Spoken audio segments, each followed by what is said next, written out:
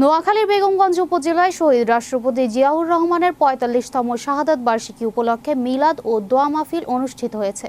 নোয়াখালী প্রতিনিধি আজিজ আহমেদ জানান, শুক্রবার বিকেলে ছয়নি ইউনিয়নের তৈয়বপুরে ছয়নি ইউনিয়নের সাবেক চেয়ারম্যান আলহাজ জামাল উদ্দিনের আয়োজনে এই অনুষ্ঠানের অতিথিরা বক্তব্যে বলেন, শহীদ রাষ্ট্রপতি জিয়াউর রহমানের কর্মময় জীবন, স্বাধীনতা পরবর্তী বাংলাদেশ পুনর্গঠনে তার অবদান এবং গণতন্ত্র প্রতিষ্ঠায় তার ভূমিকার কথা তুলে ধরেন। অনুষ্ঠানে বিএনপি ও অঙ্গ সহযোগী সংগঠনের নেতাকর্মী, স্থানীয় ও গণ্যমান্য ব্যক্তি এবং বিভিন্ন শ্রেণী পেশার মানুষ অংশগ্রহণ করেন। এ সময় বক্তারা শহীদ রাষ্ট্রপতি জিয়াউর রহমানের আদর্শ অনুসরণের আহ্বান জানান এবং দেশের বর্তমান রাজনৈতিক পরিস্থিতি নিয়ে বক্তব্য রাখেন।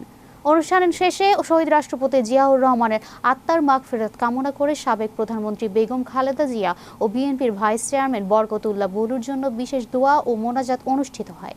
পাশাপাশি দেশ, জাতি ও গণতন্ত্রের কল্যাণ কামনা করে অসহায় মানুষের মাঝে খাবার বিতরণ করা হয়।